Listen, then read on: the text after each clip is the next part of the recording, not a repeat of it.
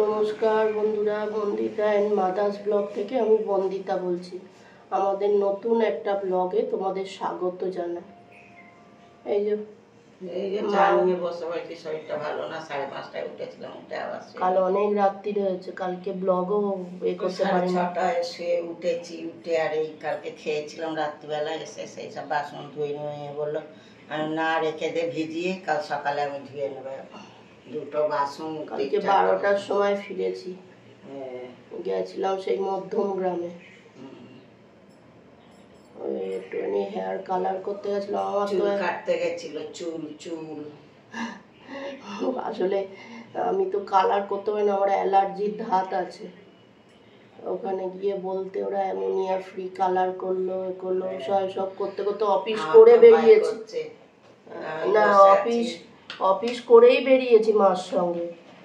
এবার অফিস করে বেরিয়েছি বলে আরো বেলা হয়ে গেছে, আর মা ভয় পাচ্ছে। বলো কেন ভয় পাচ্ছ?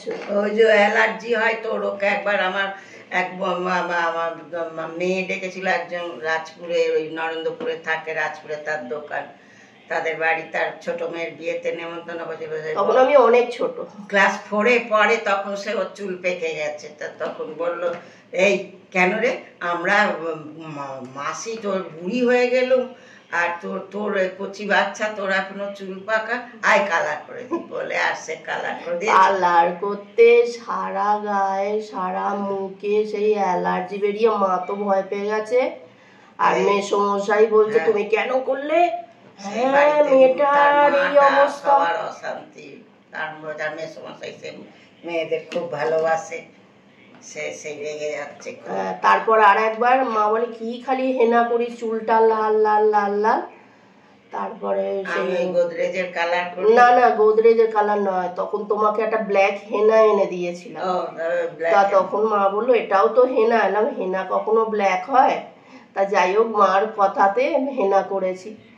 এইবার শুয়েছি, যে হেনা টেনা করে শুয়েছি, এবার মুখের দিকে মা বলছে মানা তোর মুখটা এইরকম লাগছে কেন? হয়েছে না এত বড় ফুলে, আমারও না মাথাটা কেমন ভারী ভারী লাগছে। আমি দেখছি এখান থেকে তো এটা ফোলা আছে, আর এইগুলো সব ফুলে যত রাত্রির হচ্ছে।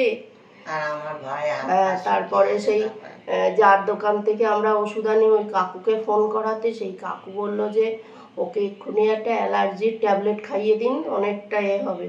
আর যদি রাত্রিরে বাড়াবাড়ি হয় তখন ডাক্তারের কাছে নিয়ে যেতে হবে, ডাক্তার ইনজেকশন দেবে। আমার ভয় হচ্ছে, আমি কেন বাবা বললাম। ওই থেকে তা কালকে যখন গেছি, যেই মাকে বলছি চিৎচির করছে, আমার মার ভয় হয়ে গেছে। মা বলে বাবা, আমি বললাম বলে, আর মাই বললো যে মানা ওই হেনা করিস, চুলটা কেমন হয়ে গেছে, চল না একটু কালার করে আসবি। ওই জায়গাটা ভালো, অনেক বড় জায়গা ওইখানে। বিমল ঠাকুরের স্টুডিওতে গিয়ে কালার করেছি। ওই জন্য 12টা বেজে গেছে, আমি ভিডিও ছাড়তে পারিনি, না এডিটিং করতে পেরেছি, না ছাড়তে পারিও না। খুব ভালো ব্যবহারটা ওনার, এসে পাশে বসে গল্প চা নিয়ে বসে পড়েছি, গল্প করলে। আমার আবার দুটো ঘর ঝাড়তে, মার আজকে ওই চা করতে দেরি হলো, ওই জন্য আমি দুটো ঘর দিলাম। আমি দুটো ঘর ঝাঁটও দিয়ে নিয়েছি। দুধ জাল দেওয়া ছিল না, যাই হোক, জাল দেওয়া থাকলে কম সময় লাগে, জাল দেওয়া আবার অফিস যেতে দেরি হয়ে যাবে। চাটা খেয়ে নি। আমি রেডি হয়ে গেছি, আর মা আমাকে ভাত বেড়ে দেবে। আমার ভাত বার করিয়ে আছে, বসে পড়ে। এই যে মা ভাত বাড়ছে আমার জন্য, আর ওদিকে করেছে ডিমের ডালনা। এই যে অফিস থেকে ফিরলাম, মাকে বললাম খুব খিদে পেয়েছে, একটু চাল ভাজা দাও। মা ওই দিচ্ছে, খাবো। বাসমতি রাইস, চাল ভাজা, খুব খিদে পেয়েছে। দেবো না,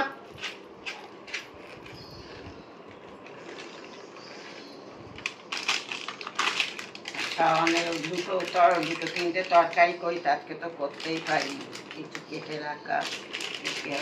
রোদটা খুব উঠেছিল, জামাগুলো শুকোয়নি। হ্যাঁ, শুকিয়ে গেছে, একটু ওই কোমরের কাজগুলো একটু ভিজে আছে, ওই জন্য গরম ওই ঘরে দিয়ে আসবো, আর শোবার সময় ঘরে নিয়ে আসবো। আমার মাও খাচ্ছে। আমারও খেলে পেয়েছে।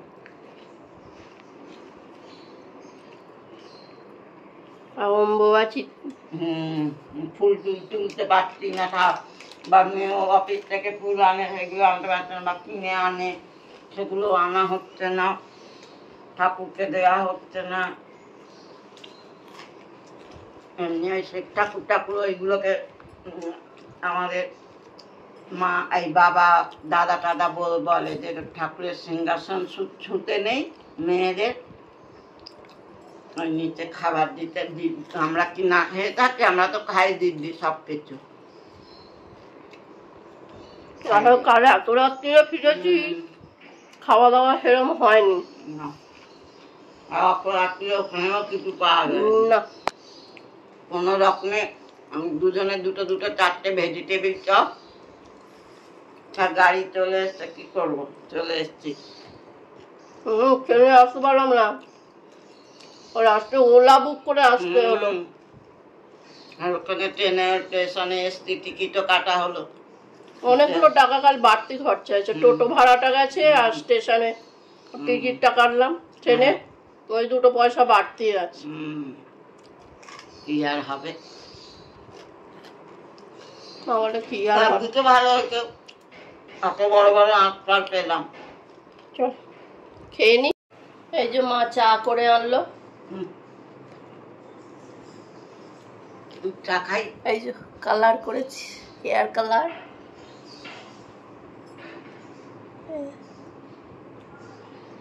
বোঝা যাচ্ছে ভালো, এই ফোনের মধ্যে অত বোঝা যাচ্ছে, নাহলে ভালোই করেছি হেয়ার কাটিং।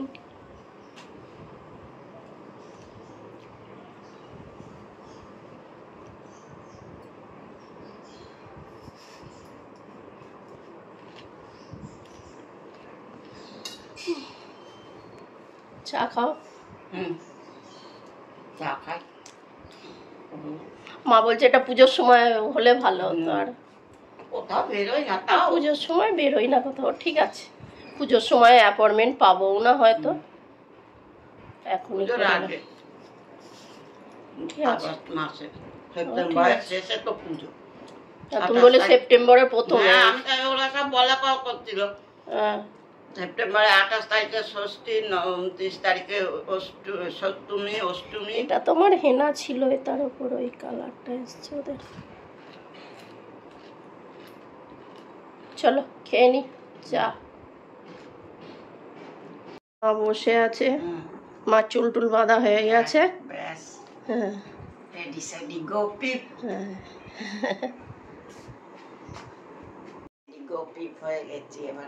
ডিনার করলাম, ডগিটাকে খেতে দিলাম, তার আগে একটু ঘুমিয়ে নিয়েছি।